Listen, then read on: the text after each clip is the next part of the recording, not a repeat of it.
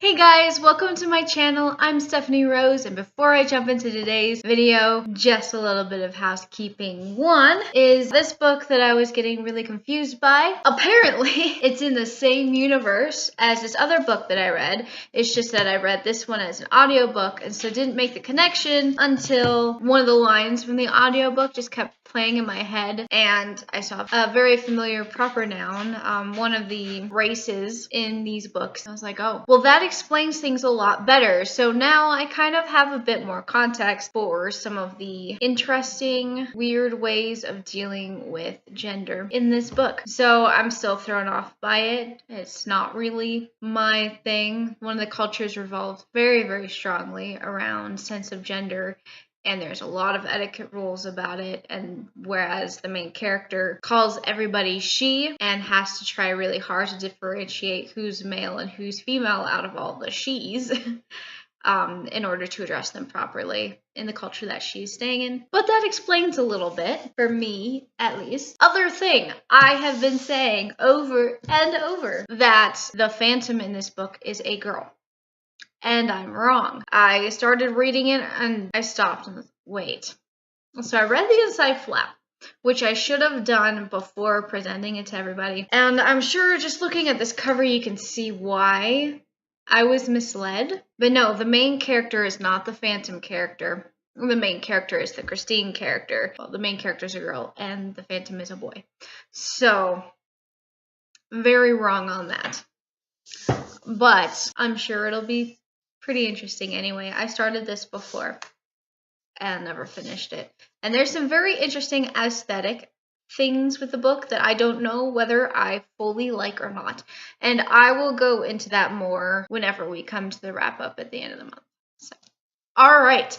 Today I am going to be doing a top 5 middle grade books that I am not ashamed of still loving. 2 of them I do not have on me today. This is kind of a spur of the moment video because I was going to do a top 5 Wednesday video today, and I went to look at their page to see what they had for their Wednesdays, because it completely slipped my mind about Wednesday videos and everything, because I'm really focused right now on getting some of my Christmas presents made, because I'm making Christmas presents this year. So I'm not fully prepared. I have 3 of the books available in person, and then 2 of them, like, I don't even know if the libraries carry one of them. And I was thinking about doing this in order that I read it, but honestly, I don't remember the exact order. First up is the Chronicles of Narnia series. It has been years since I've read it, so I don't know how high my affection for it would be after reading it, but C.S. Lewis was a talented, experienced writer, so I'm sure that it will live up to how I feel about it. Sentimentally. I've always been a big fan of this. So this is the first one that I'm not embarrassed that I still love. Next, we've got Ella Enchanted by Gail Carson Levine. This is a book, I don't know if I've mentioned it before. Excuse me. But this is a book that I have read over and over and over. I mean, it's got a bit of wear and tear, but I didn't ruin this book. I'm actually a little surprised, because that's one of the reasons why I don't generally like paperbacks, is because I tend to just go, like, I'll go like this, or I'll have it out. But no, you can kind of see, like, this has been read a decent amount of times. But I adored this book. Ella is clever and smart and witty. And the characters in this book are really good. I don't know, the writing is good. The characters are great. The plot is not overly contrived. The plot was very well put together, and I've mentioned in one other video before that this really inspired a like for like twisted fairy tales or reinvented fairy tales, and that's because it is so well done. Like, if you don't make the connection between the name Ella and Cinderella, you might not quite realize that it is a Cinderella story until the very end. In fact, I'm pretty sure that I didn't quite make the connection. I'll have to read it again to try and identify where I might have made that connection. Then we've got the Harry Potter series by J.K. Rowling. And I did not read this until I was in college, but I wanted to read it ever since I heard about it, because it sounded really cool, and it was the type of story that I like.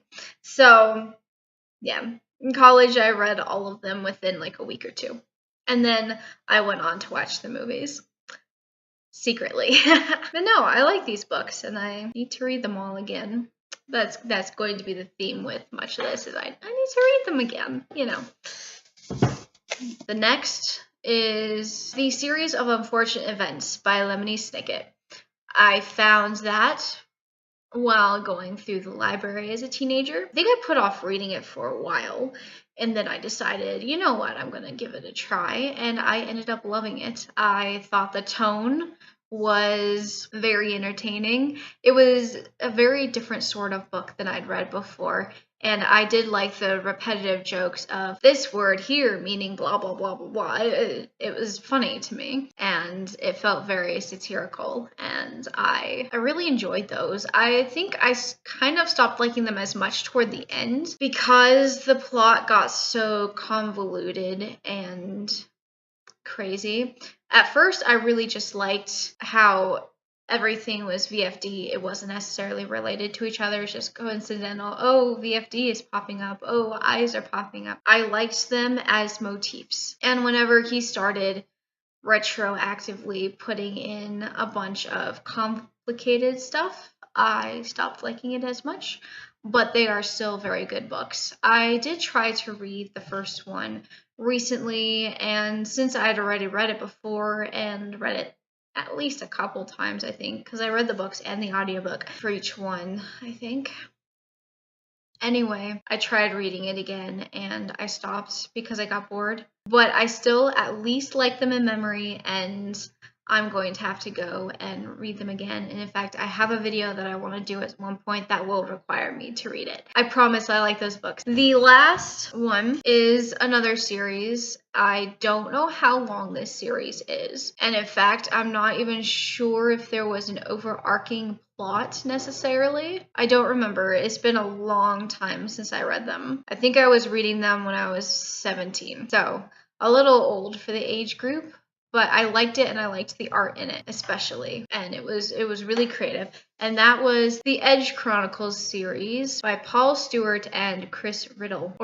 And the first book is called Beyond the Deep Woods. And these books in particular are full of fascinating creatures, really interesting. I don't know if it's unique, but it feels unique, or at least it was unique at the time when I was reading it. Physics and really just odd characters and cool imagination gripping illustrations. If I'm remembering correctly, a big thing behind like the name particularly of the place is that it is this gigantic island. When you reach the edge of the island, it's just like this huge drop off, and I don't know if it's water or space or you just don't see the bottom, but it's just a straight up cliff surrounding the entire place. It's one of the few books that I read as an older teen that had illustrations that I liked, partly because of the illustrations. Let's see if I can pull up a picture. I need to find one of the really cool illustrations. This will give you kind of an idea of what the illustrations were like. Very kind of pen and ink looking. Here's another image. Here's another one. No, these books really gripped me, and so I'm really hoping that the library has it.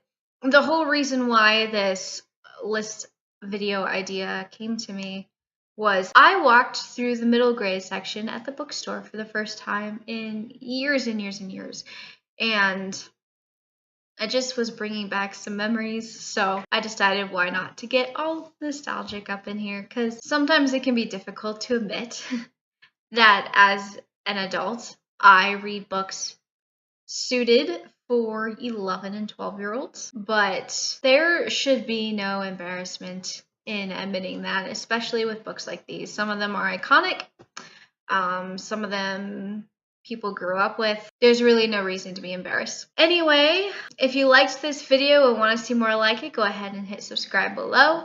A like or a comment will be equally helpful for me. It's very difficult to grow a channel on YouTube right now, so any sort of interaction is helpful. Comment below and share with me what your favorite middle grade books are. Thank you guys for watching, and I will see you next time. Bye!